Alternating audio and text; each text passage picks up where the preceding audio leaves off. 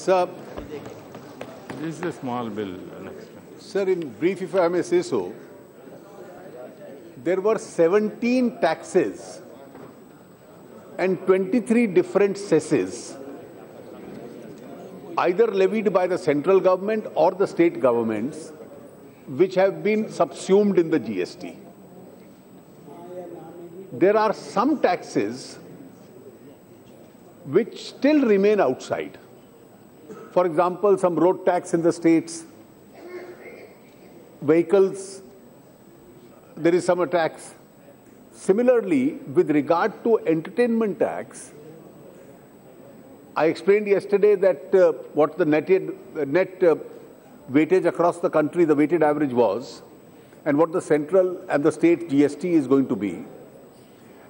But to keep the health of the municipalities in mind, the municipalities have been given the right to levy a certain reasonable tax if they feel so.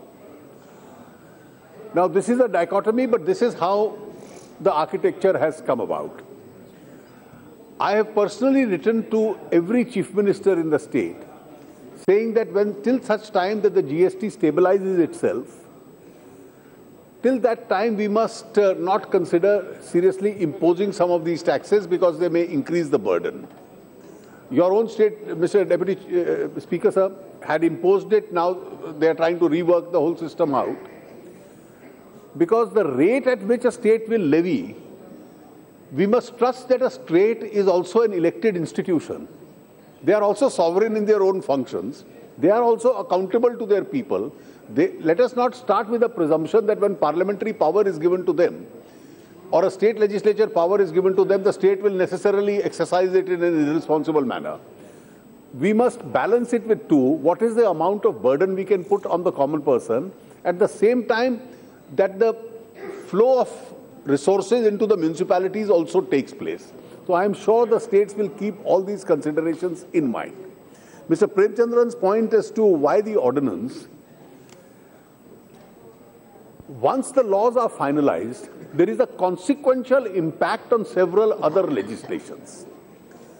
Now that consequential impact is to be corrected. Otherwise, a dichotomy would have been set in that in relation to Chandigarh, on the 1st of July, the central government would have been still imposing some entertainment tax over and above what is the agreed tax. And therefore, the central government had to denude itself of that power. And that is why this ordinance was necessary. The parliament was not in session. And that is why the reason as far as urgency is concerned. Sir, several other questions members have, Mr. Premchandran said you haven't mentioned the 2000 amendment. You see, when you make a reference to the principal law, you make a reference to the original law. The law may have been amended half a dozen times thereafter. It's not necessary in subsequent amending acts to make a reference to every amendment which has taken place.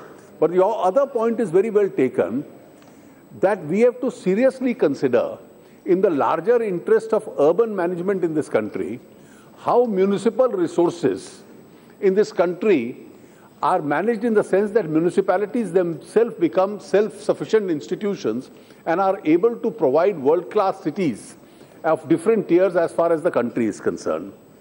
A lot of reference is made to the rates itself. Let me tell Mr. Saugat Roy, I explained it, we followed the equivalence principle, we followed the revenue neutrality principle, and I can add one more fact, that the GST Council has kept its mind absolutely open. There may be areas where we could have erred in our calculation. There could be areas where the adverse impact of the tax itself may come to our notice. And that is why there is no question that a body of states and center has decided it. We are the sovereign and therefore it will never be reconsidered. It will an ongoing process. There are technical experts who first examine it, then they take it to the political body, which is the council. And therefore, even after the initial imposition took place, before the 30th of June, before the 1st of July when it was implemented, we found that 64 rates out of 1,211 required a reconsideration. And therefore, in favor of the citizen, those reconsiderations was done. After the 1st of July, we realized that the formula which we had prescribed for cigarettes had resulted in a windfall profit for the cigarette companies. Now, this seemed to be the impact of that rate itself. And therefore, at a one-day notice, we held a meeting through video conferencing and corrected the error so that that profit itself doesn't become an unjust enrichment on account of the tax rate for the cigarette companies, because that is a product which is also detrimental to health, and we corrected it from that evening itself. Therefore, this process of a self-correction exercise till we reach a stage of as perfection as possible will certainly continue. And I think since it's a body, it is structured in a manner where all states, all regions, and each one of the finance ministers of the states is listening to the industry and the trade in his state. And therefore, this process will continue to go on itself. With these few words, sir, I commend this bill for approval of the House.